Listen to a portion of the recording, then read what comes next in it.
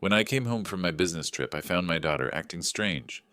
When I pressed her, she said, "Dad, I hate the pills Mom gives me. They make me feel so weird." Pills, what pills? My wife never mentioned any medication. I searched the house and found an unlabeled bottle hidden in the kitchen cabinet. Just white tablets with vitamins written in my wife's handwriting. The next morning, I took Sophie to the hospital for tests. When the doctor called me into her office and showed me the results, what she said made my blood run cold. "I'm so grateful you're here listening to this. What I'm about to tell you changed everything. But first, let me know where you're watching from and what time is it where you are. Knowing you're here gives me strength to continue." I pulled into the driveway at 6:30, the October sky already dark over Evanston, 52 years old, and every day felt a little heavier. I grabbed my briefcase and headed inside. The house was too quiet. "Sophie, I'm home, sweetheart." No answer. I found her in the kitchen, sitting at the table with her math homework spread out. But she wasn't working, just staring her small hands flat on the paper shoulders slumped. "Hey, kiddo, how was school?" "Fine," she mumbled. That's all I'd gotten for 2 weeks. My chatty, bright-eyed 10-year-old had turned into a ghost. Dark circles under her eyes, pale skin. She'd been falling asleep on the couch after school sometimes for hours. When she woke up, she looked confused, like she didn't know where she was. I'd asked Audrey about it. She'd shrugged. "She's growing, Harrison. Kids get tired." But this wasn't normal. I turned on the stove and pulled chicken from the fridge. "Want to help me with dinner?" Sophie shook her head. "I'm not hungry." The silence stretched between us wrong and heavy. I turned off the burner and sat next to her. "Sophie, talk to me. What's going on?" Her eyes filled with tears. "Sweetheart, what is it?" She bit her lip, chin trembling. Then so quietly I almost didn't hear, "Dad, can I stop taking the pills Mom gives me?" Everything stopped. "What pills?" "The vitamins." She wiped her eyes. "Mom said they're vitamins.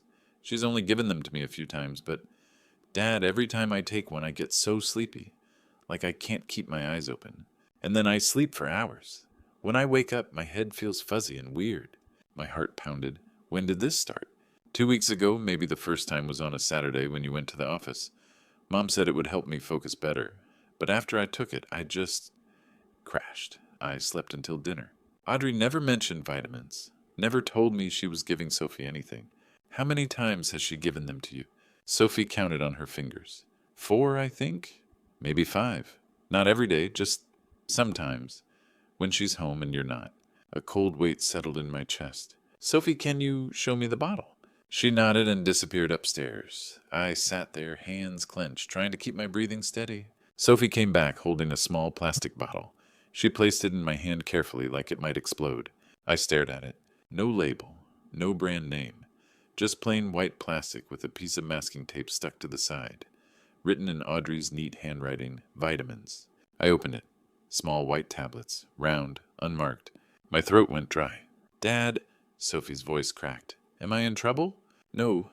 I forced a smile, even though my hands were shaking. "No, baby. You did exactly the right thing telling me." I pulled her into a hug and she wrapped her arms around my neck tight. But inside, one thought kept screaming louder and louder. What the hell is Audrey doing to our daughter? I didn't sleep that night.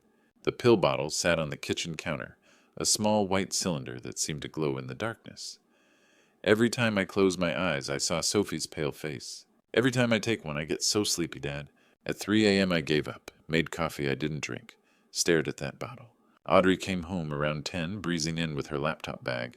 "Sorry I'm late. Client presentation ran over."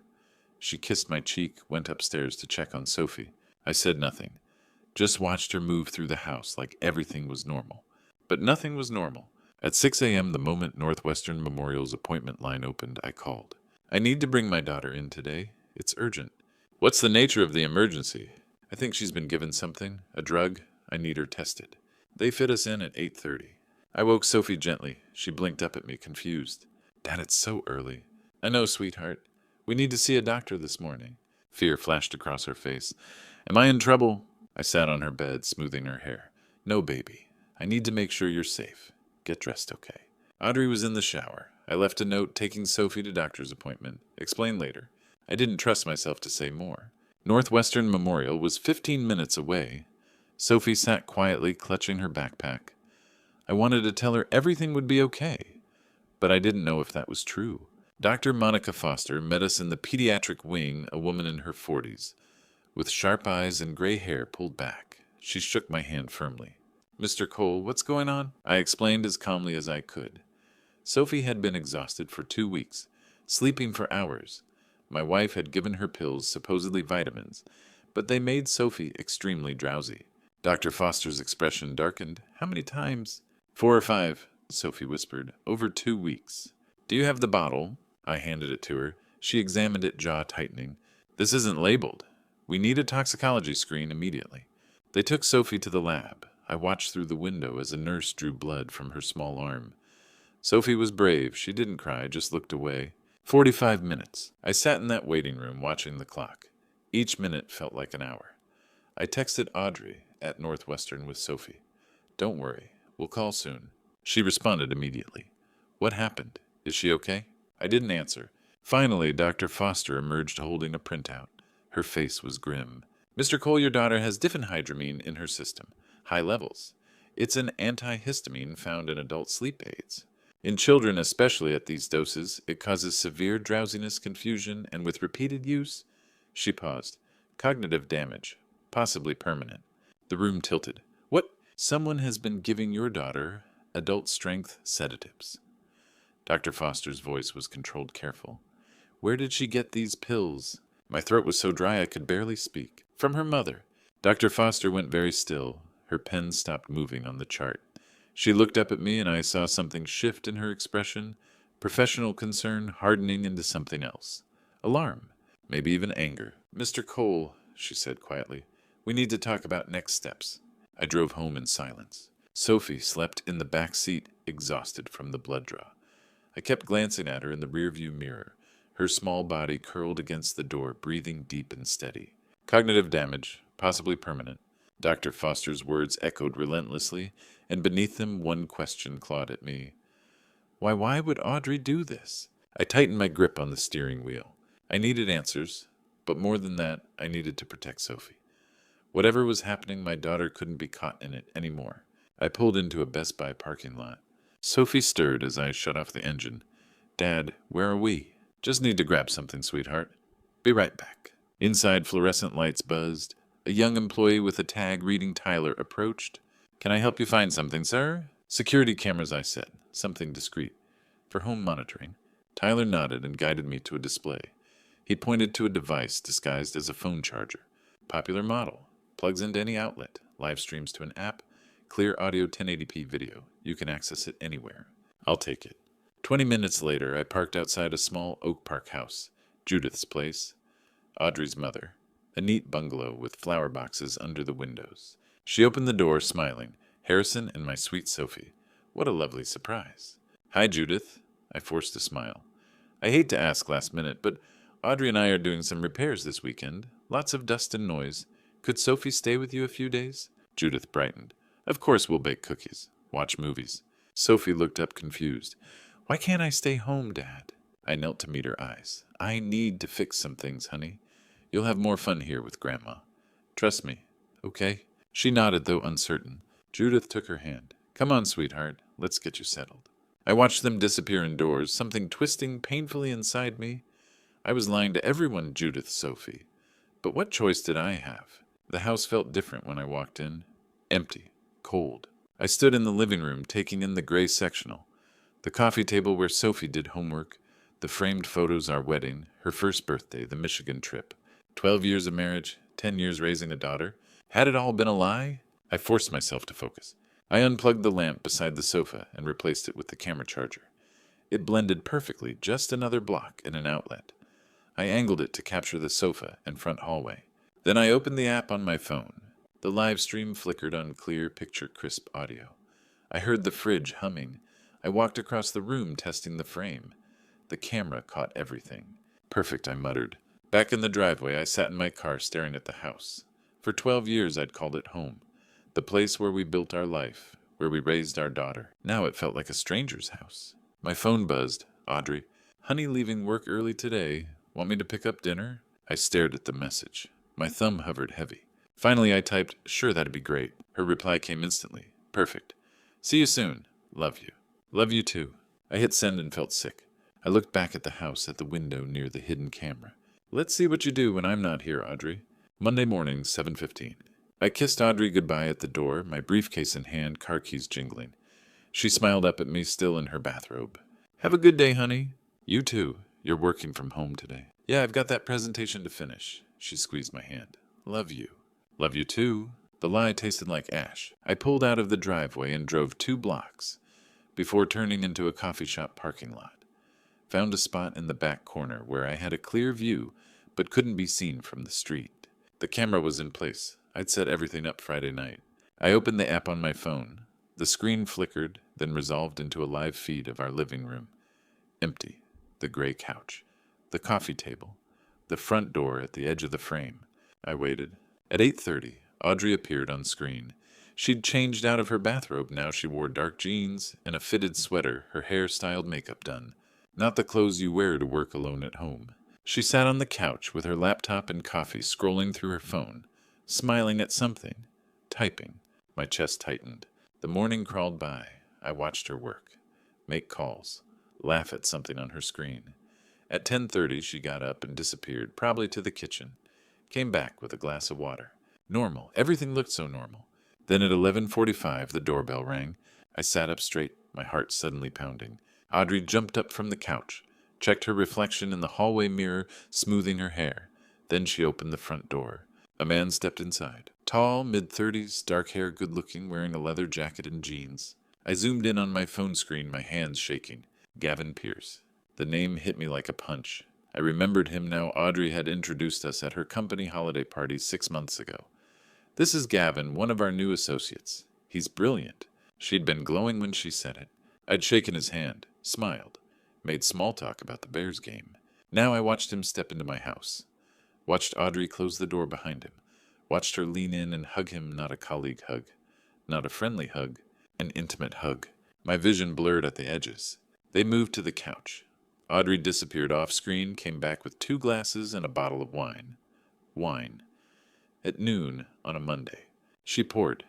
They clinked glasses. Laughed about something I couldn't hear clearly through the audio. Gavin said something, gestured with his hands. Audrey threw her head back, laughing. He reached out, put his hand on her knee. Left it there. I gripped the phone so hard my knuckles went white. Then Gavin leaned in and kissed her. For a second, one horrible frozen second, I thought she'd push him away. Thought there'd been some mistake, some misunderstanding. But she didn't push him away. She kissed him back. Her hand came up to his face. His arms wrapped around her. They melted into each other like they'd done this 1,000 times before. I couldn't breathe. 12 years. 12 years of marriage. 10 years raising Sophie together. Late nights when she was a baby, walking the floors, singing lullabies. Family vacations. Christmas mornings. The way Audrey used to look at me across the dinner table and smile like I was her whole world. All of it was a lie. I tapped the screen. The feed went black. I couldn't watch anymore. I leaned my head against the steering wheel, gulping air like a drowning man. My hands were shaking so badly I had to clench them into fists. On the passenger seat, my wedding ring, 12 years on my finger, suddenly felt like it weighed 100 pounds. The next 3 days were a blur. I went through the motions, work, home, sleep, smiled at colleagues, answered emails, pretended everything was fine, but inside I was breaking apart. I couldn't unsee what I'd watched. Every time I looked at Audrey across the dinner table when she bothered to come home, I saw her in Gavin's arms, heard her laugh, saw the way she'd kissed him back. I watched the camera feed every day. Gavin came back Wednesday, then Friday, same routine. Wine, laughter, touching. I saved everything. Uploaded the videos to an encrypted USB drive, backed them up to the cloud, evidence. Cold digital proof of what my marriage had become. Thursday night, Audrey texted she had a team dinner. Wouldn't be home until late. I stood alone in our house, my house now in my mind, and opened the filing cabinet in the study. Bank statements, 6 months' worth. I spread them across the desk and started going through them line by line. Our joint account. The one we'd opened 12 years ago, the week after our wedding. And there it was. A pattern I'd been too trusting to notice. Cash withdrawals. $500, $700, $1,000. Week after week after week. Always on days Audrey said she was working late or meeting clients. I added them up. Over $20,000 in 6 months. Gone. My hands shook as I kept digging. Hotel receipts. The Langham Chicago, a boutique hotel downtown. $400 a night, multiple stays. Restaurant receipts. Alinea, Girl and the Goat. Places I'd always wanted to take Audrey for our anniversary, but she'd said were too expensive. Apparently not too expensive for Gavin. And then I found it, tucked in an envelope at the bottom of the drawer. A receipt from Tiffany's. $2,500 for a sterling silver pendant necklace. I'd never seen Audrey wear it, because she hadn't bought it for herself. I sat there for a long time, staring at that receipt. $2,500 of our money. Money we'd been saving. Money that was supposed to go towards Sophie's college fund. She'd spent it on jewelry for her lover. That weekend I called a divorce attorney. Janet Pierce's office was downtown in one of those glass towers that reflected the Chicago skyline. Monday afternoon, I rode the elevator to the 32nd floor. She met me in a conference room, a woman in her 50s with short silver hair and sharp, intelligent eyes. All business. "Mr. Cole, tell me everything." So I did. The pills. Dr. Foster's diagnosis. The affair. The money. I showed her the videos, the bank statements, the receipts. Showed her the lab results proving Audrey had been drugging our daughter. Janet watched it all without expression. When I finished, she sat back in her chair. "Mr. Cole, you have an airtight case. Full custody. Favorable asset division. Everything will lean in your favor. What do I need to do?" "Sign the petition. We'll file immediately." She slid a stack of papers across the table. I stared at them. My marriage reduced to legal documents. 12 years ending with my signature. My hand shook as I picked up the pen. "When do you want to serve her the papers?" Janet asked. I looked out the window at the city below.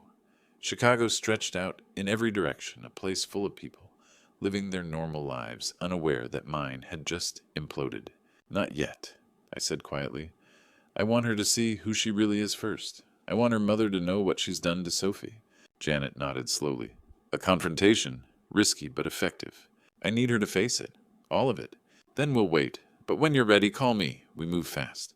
I signed the papers and started planning. Wednesday afternoon, a week later, I picked up my phone and dialed a number I knew by heart. "Hi, Judith. It's Harrison." "Harrison. What a nice surprise. How are you, dear?" I forced my voice steady. "I'm good. Listen, Sophie really misses you. She was asking about you this morning. Could you come over this afternoon around 2? I'll pick you up." There was a pause. Of course I'd love to see her. "Is everything all right?" "Everything will be fine," I said. "I'll explain later." "You're worrying me?" "I know. I'm sorry. I'll be there at 1:30. That morning, I'd driven Sophie to school like always. When we pulled up to the drop-off circle, I reached over and hugged her tightly. "Dad," her voice was small against my shoulder. "Are you okay?" "You look sad." I forced a smile. "I'm okay, sweetheart.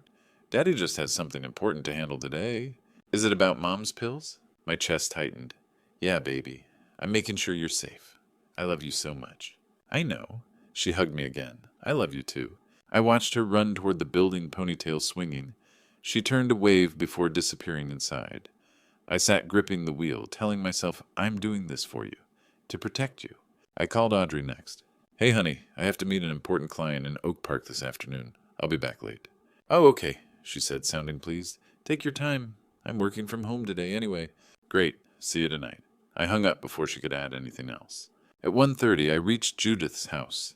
She was waiting on the porch in a soft blue cardigan, carrying a tin. "I baked chocolate chip cookies for Sophie," she said as she settled in. "The ones with the big chunks." "She'll be happy," I said. We drove in silence for a while. Judith kept glancing at me. "Harrison, you're worrying me. You seem tense." "What's going on? Where's Sophie? I thought she wanted to see me." "She does. She's at school. You'll see soon. I'm sorry." "Sorry for what?" I didn't answer. At 1:55, we turned onto my street. I pulled into the driveway and cut the engine. Judith stared at the house, puzzled. "Harrison, what?" I turned to her, voice low. "I need you to stay calm. What you're about to see will be difficult, but I need you to witness it. I need you to see the truth." Her face drained of color. "The truth about what you're scaring me." "Where's Sophie?" "She's safe. I made sure she wouldn't be here. I didn't want her to see this." "See what?" "Come with me." We stepped out of the car. My heart pounded so loudly it drowned everything else. No turning back. I unlocked the front door quietly. Judith whispered my name, but I signaled for silence. We stepped inside. There on the gray sectional, Audrey had insisted on buying 2 years earlier. Audrey was in Gavin's arms. His lips on hers, her hands in his hair, their bodies pressed together. wine glasses on the table, her shoes on the floor, his jacket thrown over a chair. Behind me, Judith gasped, hand flying to her mouth. Audrey? Audrey's head snapped toward the door. Her face went white. She shoved Gavin away, scrambling to pull her shirt straight. Harrison, Mom! Gavin stood, panic flooding his face. Mr. Cole, this isn't what it looks like. Get out of my house. My voice was ice. Now! Look, I can explain. I took a step toward him. I said, get out. He grabbed his jacket from the chair, fumbling for his keys. Didn't even look at Audrey. Just ran for the door and was gone. The front door slammed shut behind him. Silence. Behind me, Judith was shaking. Tears streamed down her face. She pressed her hand to her mouth, staring at her daughter. Audrey, her voice broke. My daughter. How could you... Mom, please. Audrey's voice cracked. Let me explain. Explain. I cut her off. Explain what, Audrey? That you've been having an affair, that you've been bringing him into our home. How did you... She stopped, realization dawning. Have you been spying on me? I pulled out my phone, opened the camera app, hit play on one of the saved videos. Audrey and Gavin, on this couch, 3 days ago. Wine, laughter, his hands on her. Her face drained of all color. I know everything, I said, my voice steady, controlled. The sedatives, Gavin, the hotels, the money, all of it. Harrison, I've been protecting our daughter. I stepped closer. You've been drugging Sophie. Judith gasped. What Sophie? You drugged my granddaughter. Audrey turned to her mother, tears spilling. I just gave her some sleep aids, so she could rest. Rest. I couldn't keep the anger out of my voice now. Or so she wouldn't wake up while you were with him. It was just a few times. Dr. Foster said those pills could cause permanent brain damage, Audrey. Permanent. She sank under the couch, sobbing. I didn't know. I thought they were harmless. Harrison, please. Judith's voice cut through like a knife. Audrey, what did I teach you? Her words trembled with pain and rage. You put your own daughter at risk. For this, Audrey reached toward her mother. Mom, Judith stepped back, shaking her head. No, don't touch me. I straightened. I filed for divorce, Audrey. My lawyer will be in touch. And I'm getting full custody of Sophie. Her eyes went wide with fear. You can't take her from me. Watch me. My voice was flat. Final. You drugged her. You endangered her health. No judge will let you near Sophie after they see this evidence. Audrey looked at her mother desperately. Mom, please, tell him. But Judith's face had hardened. When she spoke, her voice was cold, distant. I'm ashamed of you, Audrey. Mamu, I thought I raised a better person than this. Judith's hands clenched into fists at her sides. I'll testify for Harrison in court. Sophie deserves better than you. The words landed like a physical blow. Audrey crumpled, burying her face in her hands. I touched Judith's elbow gently. Let's go. As we turned toward the door, Audrey's voice rose behind us, desperate and broken. Harrison, please. We can fix this. I'll end it with Gavin. I'll do anything. I stopped, turned back one last time. She looked small sitting there, mascara running, hair disheveled. The woman I'd loved for 12 years reduced to this. You made your choice, Audrey, I said quietly. Now live with it. I closed the door. Inside, I heard her collapse, the sound of sobbing raw and desperate. Outside, Judith leaned against the car, crying silently. I opened the passenger door for her. She got in without a word. I slid into the driver's seat, started the engine. Neither of us spoke. I pulled out of the driveway, drove past the house we'd bought together, past the mailbox with our names on it, past the neighborhood where we'd raised Sophie, past the life I'd thought I had. Judith cried quietly beside me. I kept my eyes on the road. I'd done what I had to do. For Sophie. Sus. 2 months later. Cook County Courthouse Family Court Division. December morning, cold and gray outside. I sat at the table with Janet Pierce. Audrey sat across the aisle with her attorney, a tired-looking man who barely spoke. She looked different, thinner, hair down and unstyled, dark circles under her eyes. She wouldn't look at me. Judge William Hartley, 60s silver hair, stern face, reviewed the case file. The courtroom was quiet except for the rustle of papers. This is a dissolution of marriage hearing, he said. Mr. Cole is petitioning for full custody of the minor child, Sophie Cole, age 10. Janet stood, presented the evidence methodically. The videos. Dr. Foster's lab results showing diphenhydramine in Sophie's system. Bank statements showing Audrey's withdrawals and expenditures. Then Judith took the stand. She looked older than she had 2 months ago, tired, but her voice was steady. My daughter endangered my granddaughter, she said, looking straight at the judge. I support Mr. Cole's petition for full custody. Audrey's attorney didn't cross-examine. What could he say? Audrey sat with her head down, crying silently. Judge Hartley spoke without emotion. The marriage is dissolved. Mr. Cole is awarded full physical and legal custody of Sophie Cole. Ms. Audrey Cole may visit once monthly supervised. Assets will be divided equally. Ms. Cole will compensate Mr. Cole $17,000 for dissipation of marital funds. He banged the gavel. It was over. I signed the papers outside the courtroom. My hand didn't shake this time. Janet squeezed my shoulder. You did the right thing, Harrison. I nodded. Didn't feel like celebrating. A week later, a realtor walked through the Evanston house. She took photos measurements. Listed it for $425,000. It sold in 3 days. I didn't feel sad packing up, just tired. Too many ghosts in these rooms. I found a 2-bedroom apartment in Lincoln Park. 8th floor. Floor-to-ceiling windows overlooking Lake Michigan. Light flooded every room. $2,200 a month, manageable after the house sale. Sophie helped me paint her new bedroom pale blue. We hung her drawings on the walls, set up her desk by the window. Moving day. I carried the last box inside and set it down. Sophie stood in the living room, turning in a slow circle, taking it all in. Dad, she looked up at me. Is this our new home? I knelt beside her eye level. Yes, sweetheart. Our fresh start. Just you and me? She wrapped her arms around my neck, holding tight. I like it here, she whispered. I feel safe. My chest tightened. I pulled her close eyes, stinging. You'll always be safe with me, Sophie. Always. She didn't let go for a long time. Neither did I. 6 months later. April in Chicago. Spring had finally arrived. The trees along our street in Lincoln Park were budding green, and the air had that soft warmth that made you forget winter ever existed. Sophie and I walked home from her school backpack, bouncing on her shoulders. She was talking about her art project, something about watercolors and the skyline, and I listened, soaking in every word. My daughter was 11 now, 6th grade. Her face had color again, her eyes were bright. She laughed easily. She was healing. We'd been in the Lincoln Park apartment for 6 months, and it finally felt like home. Not the house in Evanston, that place was gone, sold, erased. This was ours, just the two of us. Small, simple, safe. Sophie's grades were strong. She'd joined the art club at school and made 2 new friends, Maya and Chloe, who came over sometimes to draw and giggle about things I didn't understand. I didn't mind. I loved hearing her laugh. I hadn't dated anyone, hadn't even thought about it. My life was Sophie. That was enough. Judith visited twice a week. She'd bring groceries, cook dinner, and sit with Sophie while I worked late. She'd apologized to me more times than I could count for not seeing what Audrey had become, for not protecting Sophie sooner. I told her it wasn't her fault. She was here now. That was what mattered. Audrey came once a month.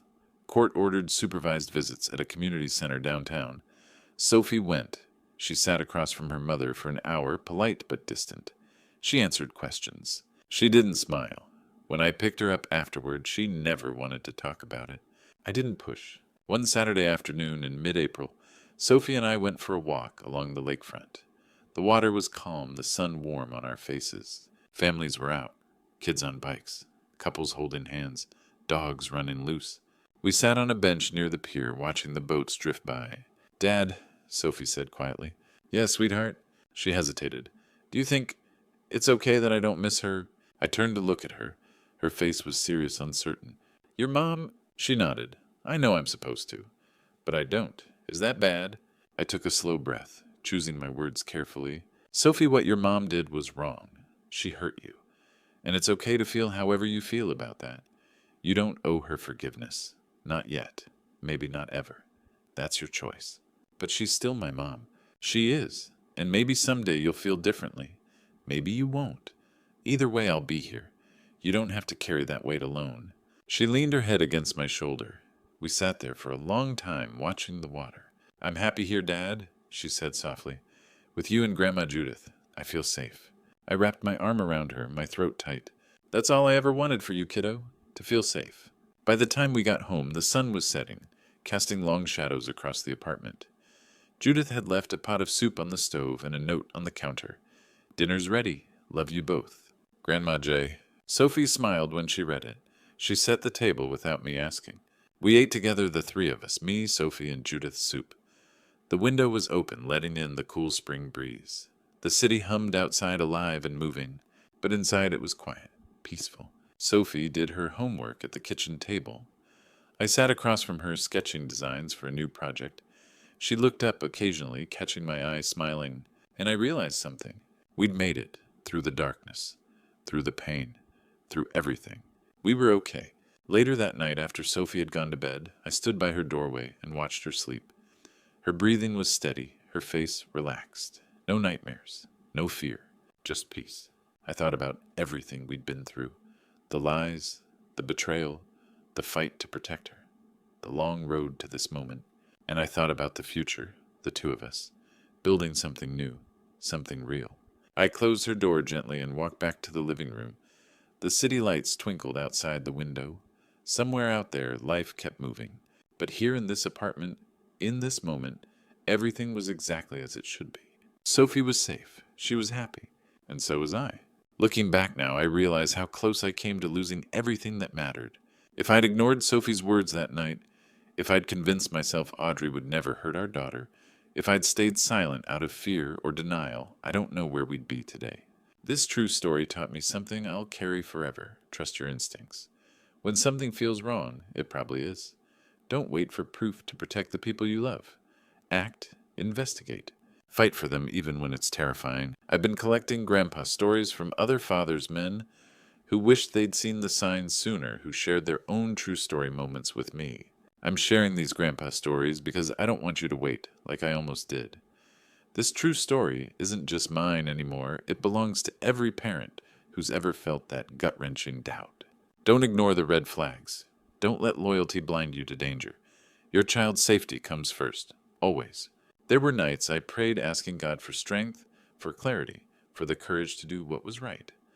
I believe He guided me to see the truth when I needed it most. Faith doesn't mean trusting people blindly.